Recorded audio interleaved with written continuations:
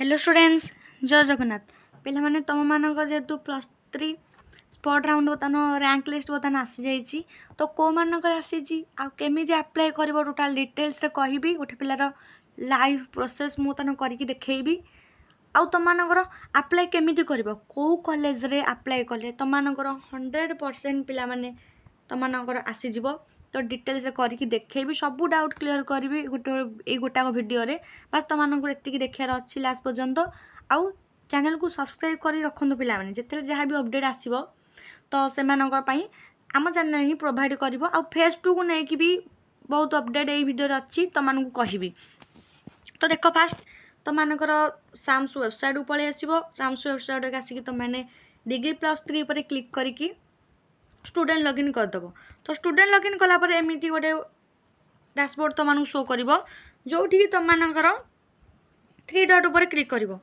ये 3 डॉट गार उपर क्लिक कलापर तुम मानकर गोटे देखेब ना व्यू वेटिंग रैंक पिला देखेब तो कौ मानक देखे मुझे कही ये पिलाटी कौन करता जार मुझे देखुची से third selection freeze option choose करता किंतु निज मन पसंद कॉलेज पाई नाला से तार देख वेटिंग रैंक रे आसीज बर्तमान पिलाने तो तार देखिए बर्तमान पिला माने आ रहा जो मानकर फ्रीज कर फास्ट प्रेफरेंस रे तो से वेटिंग रैंक आसी नहीं तो टी जदि भी देखुन किए कमेंट टी करदेव तो तापर भिडियो टी मुझे पिलांर डाउट सब क्लीयर हो तो जार भी आसी कमेंट कर दियो आउ अधिकांश मुझे देखी सेकेंड सिलेक्शन थर्ड सिलेक्शन तो गोटे ऑप्शन शो करता फ्रीज ऑप्शन तो जेहेतु पिलाने अधिकांश पिलाने बाध्य होकर करते तो से तो वेटिंग रैंक रे आसीज बर्तमान तो बर्तमान कौ मानकर आसीजी फ्रीज ऑप्शन फास्ट प्रेफरेंस रे चूज कला परे भी तांकर आसीजी तो टिके कमेंट करदेव तो बर्तमान व्यू वेटिंग रैंक ऊपर आम जो क्लिक करवा तो देखा कौन शो करुच्ची तो देख पिलाने तुम एमती किसी तुम शो कर जो तुम कॉलेज नेम एमती किसी शो करथब आउ तुम स्ट्रीम नेम भी लिखाई देव ये स्ट्रीम नेम तापर major subject option number barcode side लिखा हो बारकोड पिला माने तुम ये विजिबल कराइनी जेनु पर्सनल डिटेल्स टिके तो तापर ऑप्शन नंबर 1 2 एमती दिखाई थो पिला माने तुम देखिपार 5टा ऑप्शन तुम मानकर ये अच्छी करेन्ट वैकेंसी पिलाने ये देख देती करेन्ट वैकेंसी माने कौन पिलाने ना तुम मानकर यही कॉलेज रे यही सब्जेक्ट रे केतुटा वैकेंसी अच्छी टोटाल एबे बुझिपारे 5टा वैकेंसी अच्छी वेटिंग रैंक कौन तुम मान रैंक से कौन अच्छी मैंने तुम मान आगु आहरी केत अनेक बसनी स्पॉट को बुझिपारे तुम 39 अच्छी तो 39 माने तुम पूर्व आहरी 38 जन अच्छा ये 5टा सीट पाई बुझिपारे पिलाने आउ तुम तले कौ जाए कौन अच्छी 100 कि 180 कि 200 एमती रैंक तुम मैंने निजे देखिपार बुझिपारे पिलाने तुम ये देखिपार तुम केवल तुम रैंक देखिपार तुम 39टा अच्छी सेमती सेकेंड तार जोटा आई देख गोटे 22टा तार आई रैंक 22 ये 3टा वैकेंसी अच्छी कॉलेज रे 45 तार रैंक अच्छी मैं ता पूर्व आहरी 44 जन अच्छा ये देख 5टा सीट ये 15टा अच्छी 15 तार रैंक अच्छी आपर ये 3टा वैकेंसी 79 तार रैंक अच्छी तो पिलाने देख तार कौटी सी आप्लाय कर बुझिपार तो कौटी आप्लाय कर तो देख पिलाने तार ये देख कारण ये तो हो पार ये तो हो पार मन माने टोटल चान्स ही ना ये तो हो पार कारण सीट कम को रैंक तार बहुत अधिक अच्छी तापर देखिए ये देखा ये पकेब तो पाई जाई पारे ग्यारेंटी ना पिलाने किंतु चान्स अच्छी पाई जाई पारे कारण 5टा सीट को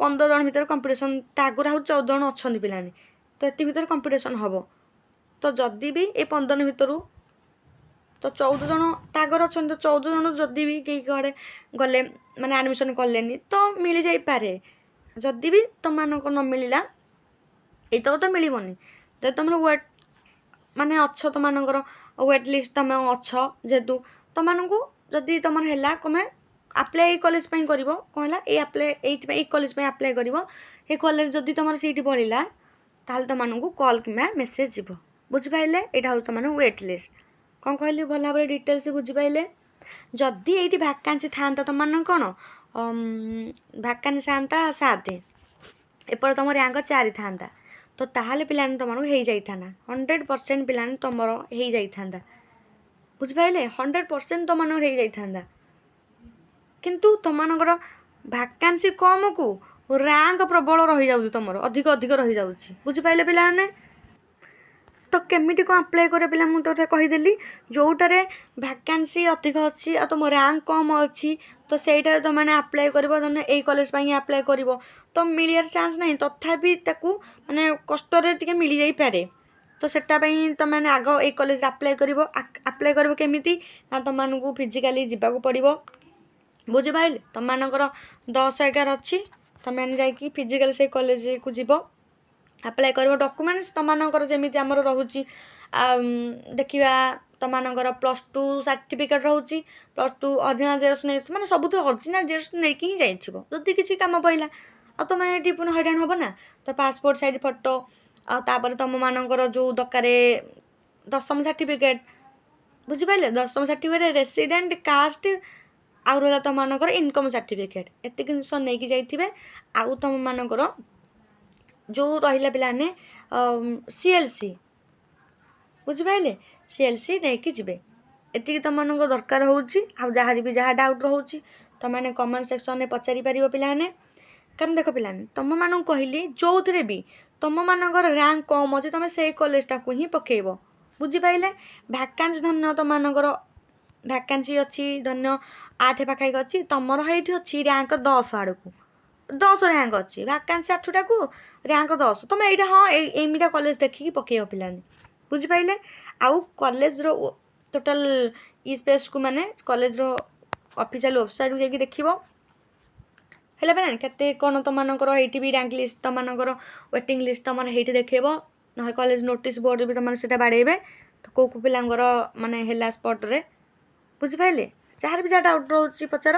ଆଉ କମେଣ୍ଟ ସେକ୍ସନରେ ପିଲାମାନେ ତୁମମାନେ କହୁଥିଲ ତୁମମାନଙ୍କ ଡକୁମେଣ୍ଟସ୍ କ'ଣ କ'ଣ ଦରକାର। ଡକୁମେଣ୍ଟସ୍ ପିଲାମାନେ ଯେଉଁଟା ଦରକାର ତୁମମାନେ କହିଲେ, ଯେଉଁ ଡକୁମେଣ୍ଟସ୍ ତୁମମାନେ ସବୁ ଡକୁମେଣ୍ଟସ୍ ପିଲାମାନେ ନେଇକି ଯାଇଥିବ। ଯାହା ବି ଯେତେ ଯାହା ମାଗିବେ ତୁମମାନେ ସେଇଟା ପ୍ରୋଭାଇଡ଼ କରିବ। ଆଉ କ'ଣ ଘରୁ ଆସିବ ପୁଣି ନେଇକି ଯିବ ନା କ'ଣ? ସେମିତି କରନି ପିଲାମାନେ। ତୁମମାନଙ୍କର +3 ଯେଉଁଠି ଆଡ଼ମିସନ୍ ଆଗରୁ କରିଥିବ ପିଲାମାନେ, ମାନେ ଫାର୍ଷ୍ଟ ହେଉ ସେକେଣ୍ଡ ହେଉ କି ଥାର୍ଡ଼ ହେଉ, ଯେଉଁ ଯେଉଁ ଡକୁମେଣ୍ଟ ତୁମର ଦରକାର, ଏଇ ତୁମର ସ୍ପଟ୍ରେ ବି ସେମିତି ସେଇ ଡକୁମେଣ୍ଟ ଦରକାର।